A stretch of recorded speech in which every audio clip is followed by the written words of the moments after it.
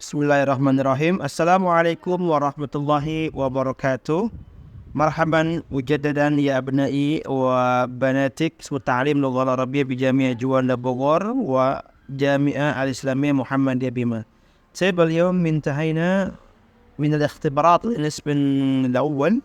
فإن شاء الله اليوم kita akan melanjutkan materi kita setelah UTS ini, yaitu bagaimana sih praktek pelaksanaan atau pelaksanaan ibadah umrah itu sendiri. Dari tadi kita akan sambil teori, mungkin kita akan sekarang cukup akan mendalami tentang bagaimana caranya untuk melaksanakan ibadah umrah ini. Dan tentunya ada nanti varian-varian komunikasi berbahasa Arabnya. Baik, yang pertama setelah kita sampaikan bahwa ketika dalam melaksanakan ibadah umrah maka kita harus berniat terlebih dahulu. Bagi yang ingin umrah diri sendiri maka labbaika Allahumma umratan, atau kalau ingin berhaji labbaika Allahumma hajjan, atau kalau mau yang ingin panjang nawaitul umrata wa ahramtu biha lillahi ta'ala, atau nawaitul hajja wa ahramtu bihi lillahi ta'ala. Jadi seperti itu sudah selesai. Dan dari situ kita berbanyak bacaan talbiyah. Labbaik Allahumma labbaik, labbaik la syarika laka labbaik, innal hamda wan ni'mata laka wal mulk la syarika lak. Terus kita untuk melafazkan talbiyah. Insyaallah kita udah dalam keadaan ihram.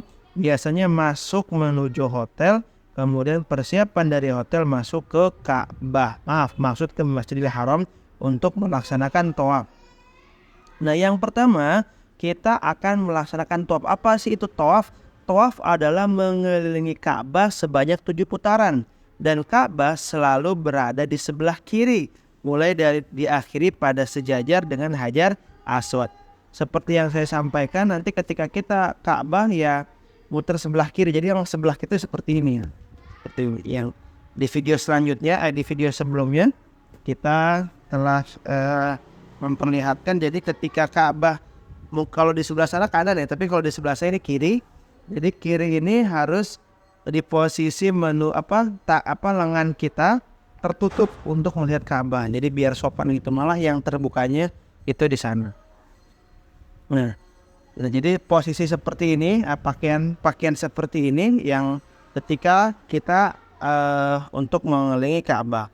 Apa sih syarat-syaratnya tawaf? Syarat-syaratnya tawaf adalah yang pertama, suci dari hadas besar dan kecil.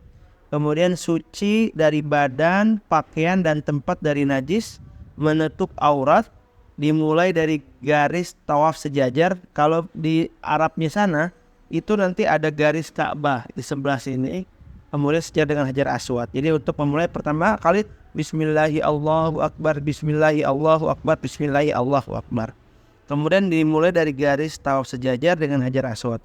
Saat pelaksanaan, posisi Ka'bah di sebelah kiri, yang saya sampaikan, Ka'bah kita di sebelah kiri. Kemudian dilaksanakan sebanyak 7 kali putaran dari Hajar Aswad, kemudian ke Multazam, ke pintu Ka'bah, itu namanya Multazam, tempat yang mustajab juga. Dan kemudian tidak ada tujuan selain tawaf. Jadi ketika kita bertawaf udah tujuannya hanya untuk tawaf, tujuannya hanya untuk menghadap kepada Allah, jangan sampai kepada yang lain. Dan pelaksanaan tawaf itu tidak ada di masjid yang lain. Bahkan masjid yang dibangun miliaran pun, triliunan pun, tidak akan ada yang menyamai Masjidil Haram untuk melaksanakan tawaf. Masjid yang hanya satu-satunya dilaksanakan untuk melaksanakan tawaf adalah di Masjidil Haram Makkah Al-Mukarramah. Kemudian tawaf, sedikit saya akan menjelaskan apa aja yang ada di sekitar Ka'bah. Ini kalau dilihat di sini ada garis Hajar Aswad di sini. Kemudian ada garis awal akhir tawaf menunjukkan posisi Hajar Aswad. Dan di situ ada pintu dari tengah ke belakang. Maka antara pintu dan antara Hajar Aswad dan pintu itu adalah Multazam. Multazam itu adalah daerah antara pintu Ka'bah dengan Hajar Aswad, tempat mustajab untuk berdoa. Jadi yang disebut multazam itu antara pintu Ka'bah dengan Hajar Aswad, antara Hajar Aswad dengan pintu Ka'bah, itu multazam. Masya Allah. Kita doa, kita sholat sunnah atau kita sholat wajib, kebetulan di tempat seperti itu, apalagi ketika sholat sunat tawaf tapi pas juga di belakang multazam, di juga Hijr Ismail, itu Masya Allah tabarakallah doanya insya Allah qabul. Tempat al-amkinah al-mustajabah, tempat-tempat yang diijabah. Kemudian ada Maqam Ibrahim, rumah kecil dan berkubah dan berbening tertali besi. Kemudian Al-Hatim, tembok rendah setengah lingkaran yang membatasi Hijr Ismail. Ada Al-Hatim namanya. Di situ ada Hijr Ismail. Hijr Ismail adalah daerah berbentuk setengah lingkaran antara dinding Ka'bah dengan Al-Hatim, tempat mustajab untuk sholat sunat dan berdoa. Tawaf dilakukan dalam keadaan berwudu. Jika batal wudu saat mengerjakan tawaf, maka kita perbaharui wudu dan melanjutkan tawaf dari tempat kita batal wudu, tidak ada mengulangi tawaf dari awal. Nah, ketika untuk dalam keadaan tawaf itu wajib dalam keadaan bersuci, wajib dalam keadaan memiliki wudu. Nah, namun bagaimana ketika misalkan kita bersentuhan dengan orang lain, bersentuhan dengan kulit orang lain yang bukan mahram, bukan jenis? Biasanya terkadang jamaah Indonesia mengambil mazhab yang memang itu tidak dibatalkan. Tapi ketika kita di Indonesia mazhab Syafi'i, ketika mazhab Syafi'i itu akan dibatalkan. Tapi ada mazhab-mazhab yang lain yang insya Allah tidak dibatalkan. Biasanya itu tergantung keyakinan dan terserah untuk kalau ketika berseberangan atau ketika memegang kulit antar bukan mahram, ya insya Allah itu akan batal. Batal kalau dalam memegang prinsip Imam Syafi'i. Tapi kalau bermazhab kepada imam-imam yang lain, insya Allah kita bisa. Hanya ketika tiba-tiba dalam tawaf itu kita kentut, dalam tawaf itu kita kencing, dalam tawaf itu ingin kebelat kencing atau ingin kentut biasanya, kalau buang air besar enggak. Nah itu kalau misalkan kentut atau ingin buang air kecil, untuk berhenti dan melanjutkan apakah dari awal, misalnya udah putaran ketiga kemudian dia ingin tawaf lagi, enggak.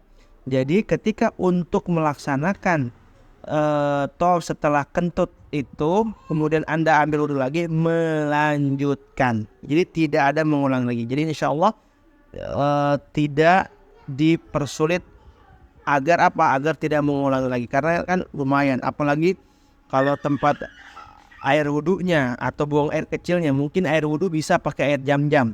Ketika kita wudu bisa pakai air jam. Tapi kalau misalkan kita ingin kencing, itu akan jauh di sana, di mana jauh di di toilet di luar. Nah selanjutnya ini tawaf sama yang tadi saya sampaikan. Ini posisinya, ini Hajar Aswad, ini Rukun Yamani, ini kemudian pintu Ka'bah, kemudian ini Hijr Ismail, kemudian salat sunat tawaf di belakang Maqam Ibrahim yang mustajab. Ini daerah tawaf. Ya, jadi insya Allah tidak ada kegiatan tawaf selain ada di Masjidil Haram. Selanjutnya sa'i. Jadi ketika tawaf biasanya kita sholat sunat tawaf dulu, habis itu minum air zam-zam sunnah, habis itu kita berangkat ke sa'i. Apa itu sa'i? Sa'i adalah berjalan dari Bukit Sofa ke Marwah dan sebaliknya sebanyak 7 kali. Perjalanan dimulai dari Bukit Sofa dan berakhir di Bukit Marwah. Jadi itulah Sofa, perjalanan antara Bukit Sofa dan Bukit Marwah.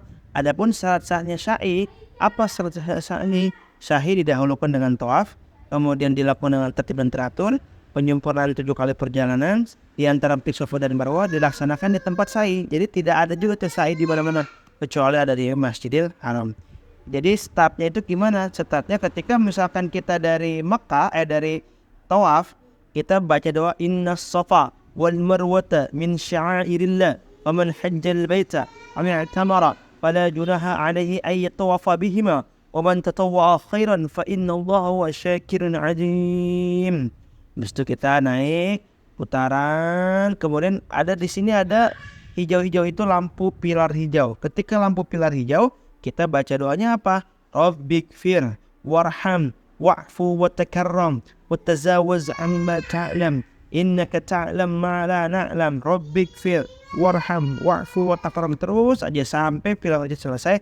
Habis itu jalan, mau sholawatan, mau zikir, mau tahlil, apa doanya bebas, tidak ada aturan. Maksudnya tidak harus doa tertentu, maka wajib nyampe sofa. Nah, ketika nyampe sofa itu, maka kita harus baca sama juga inna safa wal marwata min syirah, sampai dari marwah itu baru terhitung satu putaran. Dari sofa jalan lagi ketemu pilar hijau, kemudian naik sofa lagi 2 putaran. Jadi sofa ke marwah 3 putaran, marwah ke sofa 4 putaran, sofa ke marwah 4, 5, 6, dan terakhir tuh 7. 7 itu di mana? Di marwah untuk melakukan tahallul. Selanjutnya, nah ini yang urutan-urutan mengerjakan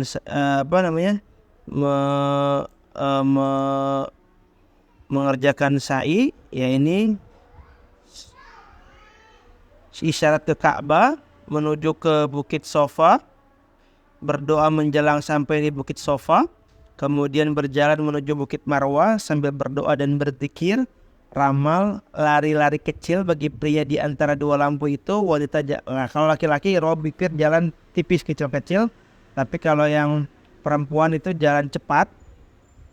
Kemudian berdiri di Bukit Marwah dengan menghadap ke Ka'bah lalu berdoa, kemudian berjalan menuju Bukit Sofa sambil berdoa atau berzikir, ramal atau lari kecil bagi pria di antara 2 lampu pilar jauh dan jalan biasa. Diulang nomor 4.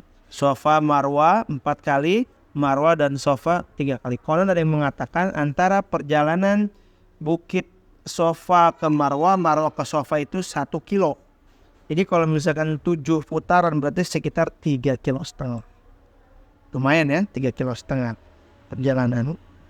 Kemudian selanjutnya tadi sa'i itu sama ini denah-denahnya, sofa, Ka'bah, sa'i ya kan. Bertudu, makan, minum, istirahat dulu, pakai beranda, syarah, kemudian daerah sa'i, jembatan Babu Salam, pintu nomor 25. Ini ada beberapa fenomena kegiatan yang ada di sana. Biasanya kalau misalkan haus boleh jamaah untuk minum. Nah, misalkan karena kita ada mata kuliah bahasa Arab, tentunya kita harus juga praktek bahasa Arab. Misalkan laus samah asyrabul ma, min fadlik ana asyrabul ma, hal biimkan, apakah boleh ana meminum air zam-zam. Atau misalkan laus samah ainal musalla, di mana musalla. Jadi bisa praktek komunikasi bahasa Arab dengan bahasa yang kita miliki. Dan terakhir adalah tahallul. Apa sih tahallul? Adalah menggunting sebagian rambut. Ada yang mensunahkan bahwa kalau pria digundul, yang utama afdol digundul, ya saya sering kali digundul kalau di sana, dan di pendekatan secara merata. Jadi gundul dan merata, nggak harus blontos ya, gundul merata juga nggak apa-apa. Dan juga wanita diguntung ujung rambutnya. Kalau perempuan nggak mungkin ya, jadi ujung rambutnya aja digunting. Dan itu adalah rangkaian ibadah umroh yang wajib kita ketahui. Yang pertama kita niat ihram, yang kedua adalah tawaf umroh itu sendiri, yang ketiga adalah sa'i, yang keempat adalah tahallul, menggunting sebagian rambut kita, dan ayat tertib. Wallahu musta'an ila sabilir rahman. Semoga ini bermanfaat untuk kita semua. Sekian, assalamualaikum warahmatullahi wabarakatuh.